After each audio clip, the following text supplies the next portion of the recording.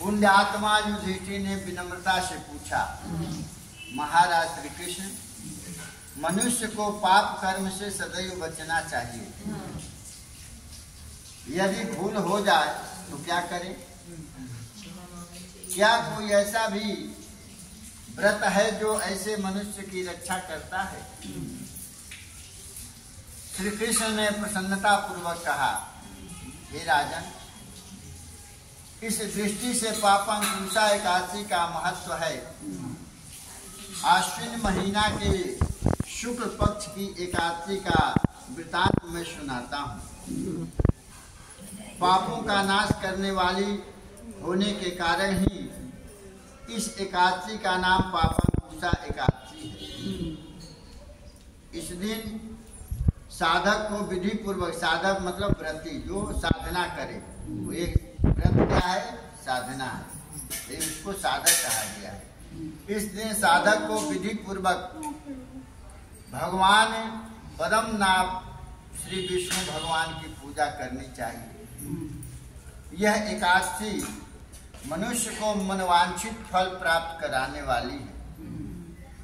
साधक को बहुत दिनों तक कठोर तपस्या करने से जो फल मिलता है, बहुत दिनों तक कठोर तपस्या करने से जो फल प्राप्त होता है, वह व्रत के दिन पूजन और भगवान को श्रद्धा विश्वास से नमस्कार करने से ही प्राप्त हो जाता है। लेकिन उसमें श्रद्धा विश्वास करके ही नमस्कार करो। ये नहीं कि एक मूर्ति समझ करके प्रणाम कर लिया तो मूर्ति मूर्ति होगा, लेकिन उसमें विश्वास हो जाता है तो वही आपका भक्ति हो जाता है। कह रहे हैं कि वह व्रत के दिन पूजन कर भगवान विष्णु को श्रद्धा विश्वास से नमस्कार करने से प्राप्त हो जाता है। जो व्यक्ति अज्ञानवश पाप कर लेते हैं परंतु श्री हरि से अपने अपराधों की क्षमा मांगते हुए उन्हें नमस्कार करते हैं, वे नरक में नहीं जाते। विष्णु के नाम के कीर्तन मात्र से संसार के सब तीर्थों के पुण्य का फल मिल जाता है। जो व्यक्ति सारंग पाणी भगवान विष्णु की शरण में जाते हैं, उनको यम यातना नहीं भोगनी पड़ती है। जो अज्ञानी विष्णु एवं वैष्णव कह रहे हैं कि विष्णु एवं वैष्णव, वैष्णव कौन का किसको कहते हैं? भगवान के भक्त को। कह रहे हैं कि जो अज्ञानी विष्णु एवं वैष्णव मतलब शिव और शिव के भक्तों की निंदा करते हैं, वे अवश्य नरक में जाते हैं। इसलिए किसी को कभी निंदा नहीं करनी चाहिए, और खास करके मंदिर में आकर के। इसलिए मंदिर में जो आता है सब भगवान के भक्त बन जाते हैं, और यहाँ आकर के किसी के कोई निंदा करता है तो सारा पुण्य उसका समाप्त हो जाता है और पाप का बोझ लद जाता है। इसलिए न किसी के चुगली करना चाहिए और न किसी के निंदा करनी चाहिए। इसलिए विष्णु भगवान कहते हैं कि हमारा जो भक्त है, हमारा जो पुजारी है, वही हमारे रूप में माना जाता है। इसलिए किसी के निंदा नहीं करना चाहिए, वे अवश्य नरक में वास करते हैं। अतः भक्तों को विष्णु एवं शिव को अलग न मान सदैव सम्मान करना चाहिए। संसार में सभी भक्तों के लिए एकादशी के बराबर कोई पुण्य नहीं है। इसके समान पवित्र तीनों लोकों में कुछ भी नहीं है।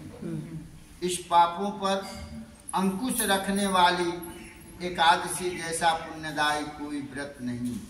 गंगा, गया, काशी, कुरुक्षेत्र और पुष्कर में किए स्नान दान की तुलना में अधिक पुण्यवान यह व्रत है।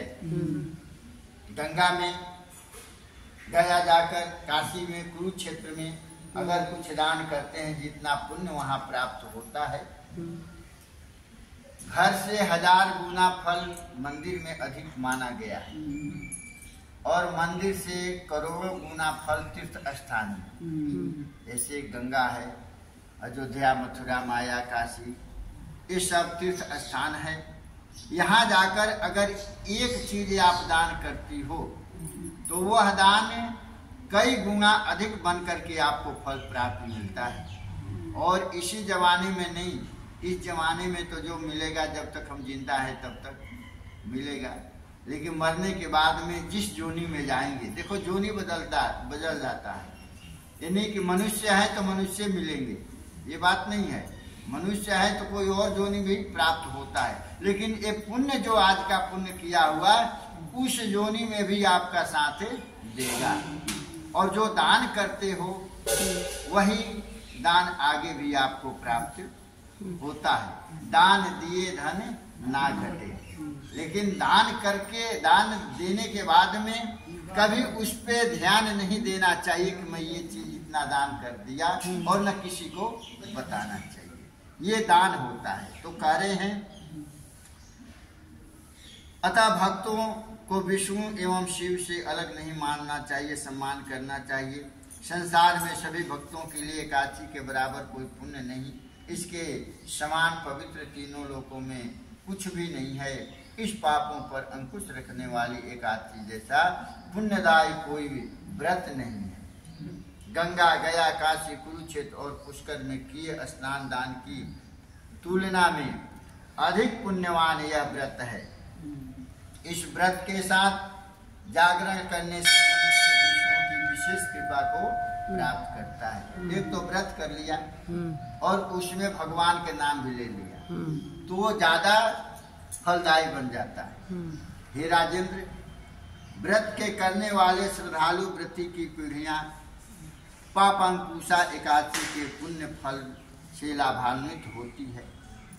हे नृपोत्तम, बाल्यावस्था, युवा अवस्था और वृद्धा अवस्था सभी समय में इस व्रत को करने से व्यक्ति सद्गति को प्राप्त होता है। तिल, भूमि, गौ, अन्न, जल, छत्री आदि दान करने से मनुष्य पुण्य प्राप्त होता है। आज के दिन क्या दान करना चाहिए? तिल, भूमि, गौ, अन्न, जल, छत्री आदि दान करने से मनुष्य पुण्य प्राप्त करता है।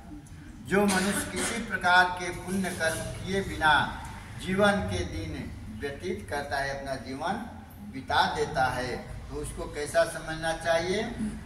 लोहार के जो हवा फेंकने वाले जो वैसे खींचते हैं तो हवा फेंकते आग जलता, धोकनी, हाँ, उस धोकनी के तरह हम लोग अपना जीवन सांस लेते हुए बिता देते हैं, लेकिन कुछ प्राप्त नहीं होता है। तो इसलिए जब तक हम संसार में रहें तब तक पुण्य कर्म करें, किसी के चुगली चपाड़ी न करें, किसी की निंदा न करें, सास ससुर पति की सम्मान करें, और दान पुण्य जो हाथ से हो जाए वो करना चाहिए। कह रहे हैं कि वह लोहार की धोकनी हवा फेंकने वाली की तरह श्वास लेता हुआ माना जाता है। तप और दान अपनी शक्ति के अनुसार करना चाहिए। तप मतलब तपस्या, व्रत। अब शरीर में रोग लगा हुआ है, व्रत करना है तो कैसे करेंगे? शक्ति तो है नहीं, खड़ा होने भर शक्ति नहीं है, तो कैसे मंदिर तक आएंगे कथा सुनने के लिए? इसलिए कह रहे हैं कि तप और दान हमारे पास भगवान दिए हैं तो उसके अनुसार ही दान करें।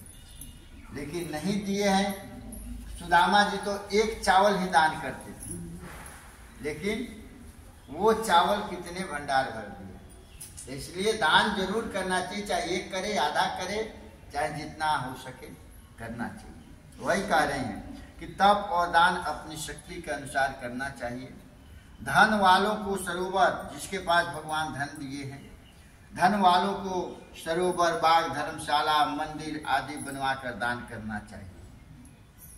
ऐसे मनुष्य संसारिक सुख सम्मान प्राप्त करते हैं, उन्हें यम यातनाएं नहीं भोगनी पड़ती है। वस्तुतः जब एकादशी का संकल्प लेकर व्रती भगवान विष्णु का ध्यान रख व्रत करता है, तब अपनी विदाई पापों पर अंकुश रखता है। ऐसी स्थिति में अवश्य ही भगवान विष्णु की कृपा प्राप्त करता है। हे राजन, जो आपने मुझसे पूछा वह सब मैंने आपको बतलाया। कृष्ण भगवान कह रहे युधिष्ठिर से कि जो आपने पूछा वह मैंने बताया, आपको बतलाया। अब आपकी और क्या सुनने की इच्छा है, सो कहो। धर्मराज युधिष्ठिर ने कहा कि हे योगेश्वर, मनुष्य पापों से कैसे बचे? पाप तो हो ही जाता है, लेकिन पाप से कैसे बचे?